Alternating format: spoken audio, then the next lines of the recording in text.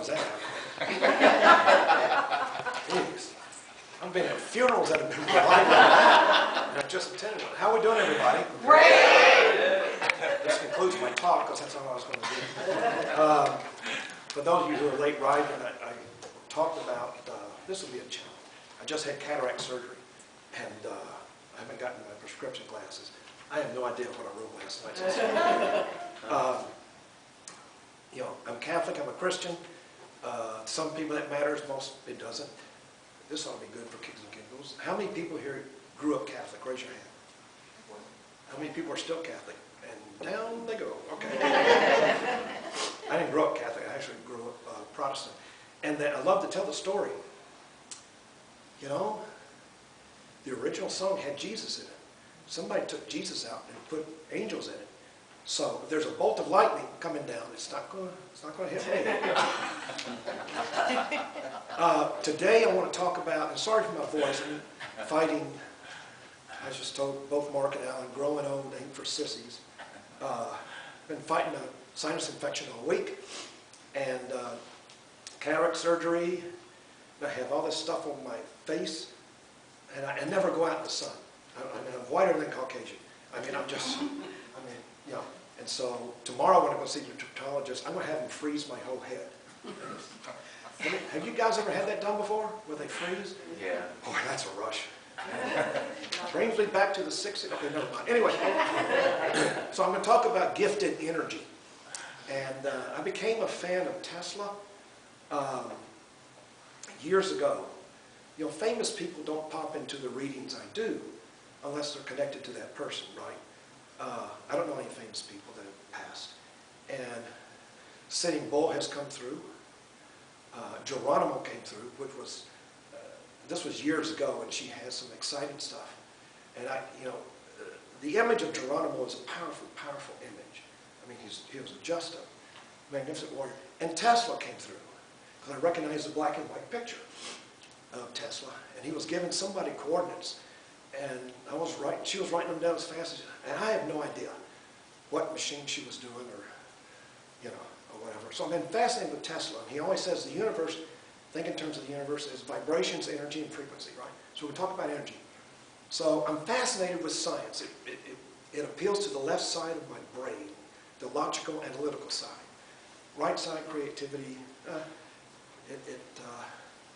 it kind of, metaphysics, meta meaning beyond, right? So beyond physical. And it kind of satisfies both areas of my brain. I'm studying I'll get my master's in metaphysical science in the fall, and then a doctorate next year. I have no idea what I'm going to do with that, but okay.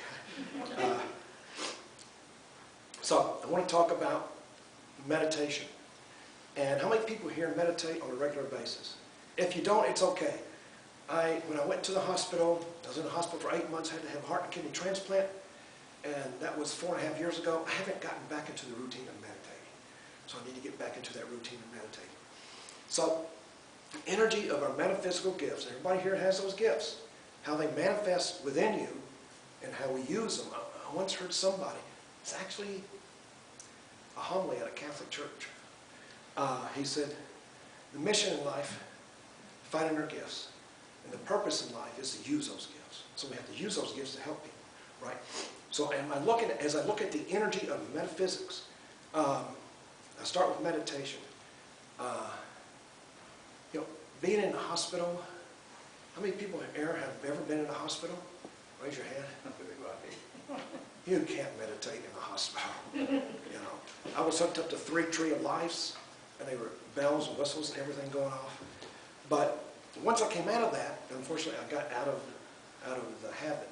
But I was meditating in the car before I came here. Before I do a reading, I meditate for about 30 minutes, right, before I do a reading. So I'm slowly getting back into it.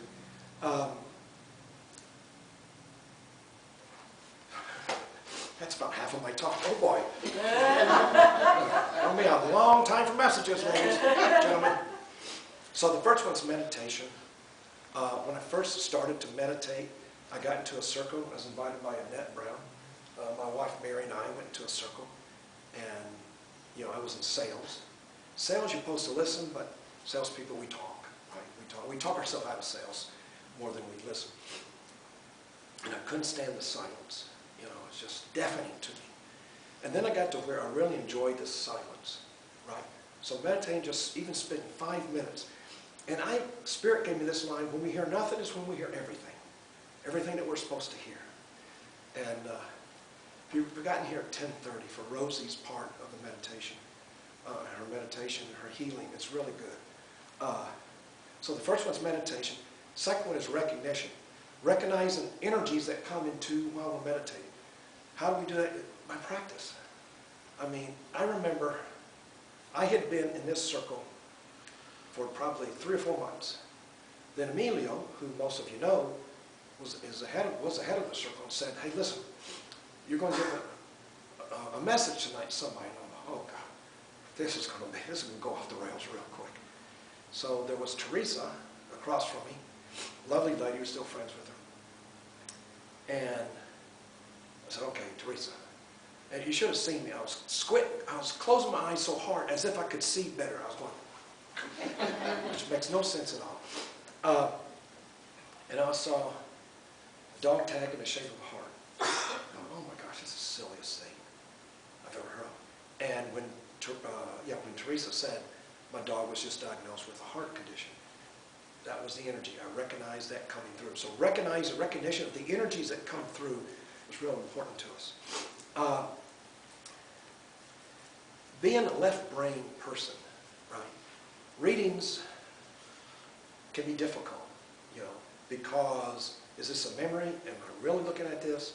And so Spirit gave me relax, allow, and trust. You know, a funny little story, 2 funny stories, because I got to make up some time, right? Just kidding. First time I had my paid, because clairvoyance was the first gift I recognized, was clairvoyance. The chakras and the clairs, and that's the gift that made sense to me. The mediumship came later. So I'm going through my first, I've told this joke before, I think. We'll see if anybody remembers it. You know, the funny stuff is when real stuff in life happens, right? So my first paid reading, I was so excited. I was going to get $60. I was so excited. $60, baby. I don't know where she was at. I mean, I can't, because this is years ago. And by the way, I discovered my gifts about 10, 11 years ago. I'm 69 years old, which means at any age you can discover these gifts and then use them, right? So I pull up. It's gated, of course, and I don't have the code. So I'm calling. Sat there for 20 minutes calling. And she finally answers, go, oh, Jerry, I'm in Titusville. Now, you think with my gifts I could have seen that coming? Okay, let me make a, don't use that joke again. No joke. Okay. All right, second funny story. I'm doing a reading with a beautiful young lady, and her and her husband, we may not always agree about going to war. Nobody loves war. But we got to do what we can for our veterans, right? And they provide housing for veterans who can't afford housing, right? So, and this reading is going well. It's going really great. This was 2 weeks ago. She's going to probably watch this and kill me. That's all right. It's a good story. And so, Spirit's just excited. Spirit to me is God's breath of divine energy. Doesn't have to be your definition of spirit. Everybody has a different one. That's okay. So, like a knucklehead, I said, well, remember, we're talking veterans.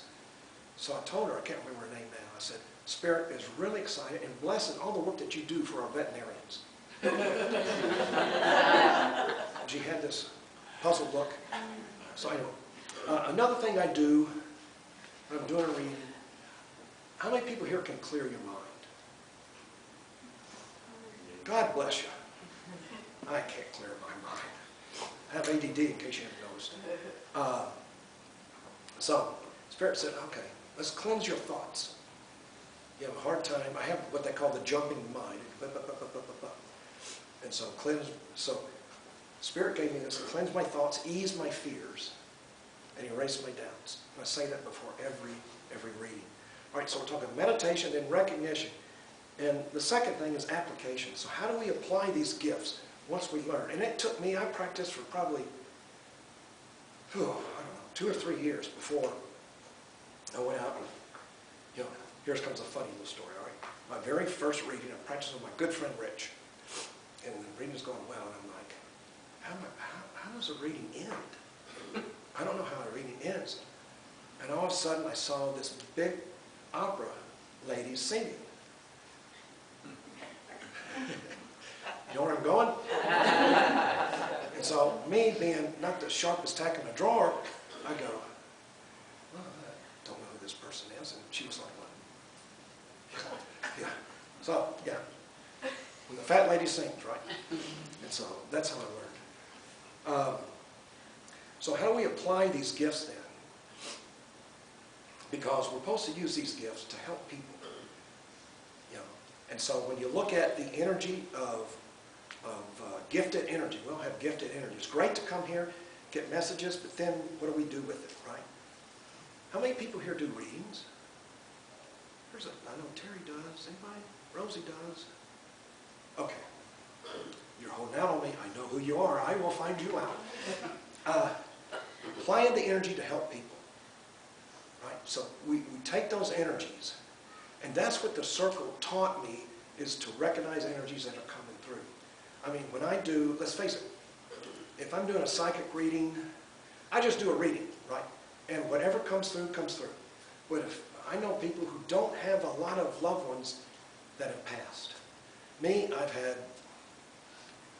you know, everybody except for some cousins. Almost everybody on my father's side passed their 60s. And I've outlived almost everybody. I'm 69, that's pretty. And so, the thing is to help the people.